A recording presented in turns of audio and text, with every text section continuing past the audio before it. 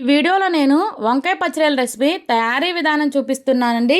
ఇది చాలా టేస్టీగా ఉంటుంది. దీనిని చాలా సింపుల్గా చేసేసుకోవచ్చు. ఇక్కడ నేను 1/2 కేజీ వంకాయలు అలానే 1/2 కేజీ పచ్చిరొయ్యలని తీసుకున్నాను. నేను చెప్పే క్వాంటిటీస్ అన్నీ వీటికి కరెక్ట్గా సరిపోతాయి. ఇంకా ప్రాసెస్ చూసేద్దాం. అందరికీ నమస్తే, welcome back to my channel. నేను మీ నాగలక్ష్మి. ముందుగా పొయ్యి మీద ఇలా ఒక కుక్కర్ను పెట్టుకొని దానిలో ఆయిల్ యాడ్ చేసుకోవాలి. ఈ ఆయిల్ హీట్ అయిన తర్వాత పెద్ద సైజు ఆనియన్స్ 2 అలానే 2 పచ్చిమిర్చిని ఇలా చిన్న ముక్కలుగా కట్ చేసి యాడ్ చేసుకోవాలి. అలానే ఇందులోనే ఒక రెబ్బ కరివేపాకుని యాడ్ చేసుకోవాలి. అలానే రుచికి సరిపడినంత సాల్టు, చిటికెడు పసుపుని యాడ్ చేసుకోవాలి. వీటిని మొత్తం కలిసేటట్టు కలుపుకొని వేగనివ్వాలి. ఇంకా ఇవి వేగుతూ ఉంటాయి. ఈలోపు వంకాయల్ని కట్ చేసుకుందాము. ఇక్కడ ఆనియన్స్ అనేది చక్కగా వేగినాయి.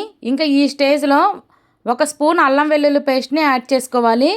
అల్లం వెల్లుల్లి పేస్ట్ ఫ్రెష్ది అయితేనే అన్ని కర్రీస్కి చాలా బాగుంటుంది. ఇంకా దీనిని కలుపుకొని పచ్చివాసన పోయేంత వరకు వేగించుకోవాలి. ఇంకా ఇవి వేగేలోపు వంకాయల్ని కోసేసుకుందాము. ఇక్కడ వంకాయల్ని కోసుకున్నాక ఉప్పు వాటర్లో వేసే పెట్టుకోవాలి, లేకపోతే నల్లగా అయిపోతాయి, కండ్రొచ్చేస్తాయి. ఉప్పు వాటర్లో వేస్తేనే బాగా ఉంటాయి. ఇంక ఇక్కడ అల్లం వెల్లుల్లి పేస్ట్ కూడా చక్కగా వేగిపోయింది. ఇంకా ఈ స్టేజ్లో ఇక్కడ నేను తీసుకున్న పచ్చిరొయ్యలు స్టోర్ చేసిన పచ్చిరొయ్యలు, అంటే వీటిని క్లీన్ చేసి కొంచెం ఫ్రై చేసి ఉప్పు పసుపు వేసి పక్కన పెట్టుకున్నాను. అంటే 2 రోజులు నిల్వ ఉంటాయని. ఇక్కడ మీరు ఫ్రెష్ అన్ని యాడ్ చేసుకోవచ్చు, లేదంటే ఈ పచ్చిరొయ్యలను ఎలా స్టోర్ చేసుకోవాలో నేను నెక్స్ట్ వీడియోస్లో చెప్తాను. వీటిని చక్కగా కలుపుకొని కొంచెం వేగనివ్వాలి. మరీ ఎక్కువ వేగన అవసరం లేదు. ఇవి కొంచెం వేగిన తర్వాత దీనిలోకి వంకాయ ముక్కల్ని యాడ్ చేసేసుకోవాలి.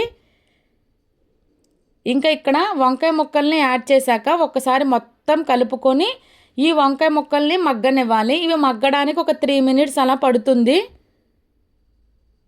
అలానే ఫ్రెండ్స్, నా వీడియోస్ మీకు నచ్చితే తప్పకుండా లైక్ చేయండి. ఇక్కడ నేను తీసుకున్న పచ్చిరొయ్యలు అనేది పెద్ద సైజు పచ్చిరొయ్యలు. కర్రీకి అయితే చిన్నవైతే ఇంకా చాలా బాగుంటాయి. ఇంక ఇక్కడ చక్కగా వంకాయలు కూడా మగ్గిపోయాయి. ఈ స్టేజ్లో రుచికి సరిపడినంత కారాన్ని యాడ్ చేసుకోవాలి.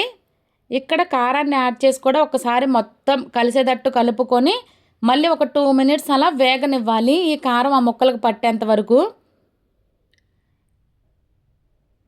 ఇంకా ఇది చక్కగా మగ్గనివ్వాలి. ఇంకా మగ్గిన తర్వాత దీనిలో 200 నుండి 250 ml వరకు వాటర్ని యాడ్ చేసుకోవాలి. ఇంకా యాడ్ చేసుకున్నాక ఒకసారి మళ్ళీ కలుపుకొని ఇంకా కుక్కర్ మూతని పెట్టేసుకోవాలి. అలానే ఫ్రెండ్స్, నా వీడియోస్ మీకు నచ్చితే తప్పకుండా సబ్స్క్రైబ్ చేసుకోండి. కుక్కర్ మూతని పెట్టేసేసి 3 విజిల్స్ రానిస్తే కరెక్ట్గా సరిపోతుంది. ఇంకా 3 విజిల్స్ అయిపోయిన తర్వాత ప్రెషర్ అంతా పోయిన తర్వాత మూతను తీసి చెక్ చేసుకోవాలి. ఇక్కడ చూడండి, వంకాయ పచ్చిరొయ్యలు చక్కగా ఉడికిపోయాయి. ఇంకా ఇందులో ఉన్న వాటర్ అంతా దగ్గరగా అవ్వడం కోసం మళ్ళీ స్టవ్ ఆన్ చేసి ఉడికించుకోవాలి. ఇది ఉడుకుతూ ఉన్నప్పుడు దీనిలోకి 1/2 స్పూన్ వరకు గరం మసాలాని యాడ్ చేసుకోవాలి. ఇది హోమ్ మేడ్ది. దీని రెసిపీస్ కూడా నేను అప్కమింగ్ వీడియోస్లో మీకు పోస్ట్ చేస్తాను. ఇంకా దీన్ని చక్కగా కలుపుకొని ఇంకా ఉడకనివ్వాలి. ఇది ఉడకడానికి ఒక 3 to 4 మినిట్స్ అలా పడుతుంది అంతే. ఇంకా గ్రేవీ అనేది ఈ స్టేజ్లో వచ్చినప్పుడు ఒక్కసారి సాల్ట్ కారం చెక్ చేసుకోవాలి. సరిపోతే ఇక్కడే యాడ్ చేసుకోవాలి.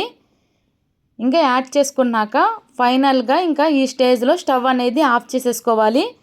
అంతేనండి, టేస్టీ వంకాయ పచ్చిరొయ్యల రెసిపీ రెడీ. ఇది రైస్లోకి బాగుంటుంది, అలానే రోటీలోకి కూడా అదిరిపోతుంది. ఒక్కసారి ట్రై చేయండి, మీకు తప్పకుండా నచ్చుతుంది. ఈ వీడియో మీకు నచ్చితే ఒక లైక్ చేయండి. అలానే మీ ఫ్రెండ్స్ అండ్ ఫ్యామిలీకి షేర్ చేయండి. ఇలాంటి టేస్టీ అండ్ సింపుల్ రెసిపీస్ కోసం నా ఛానల్ని వెంటనే సబ్స్క్రైబ్ చేసుకోండి. Thank you for watching. Bye bye.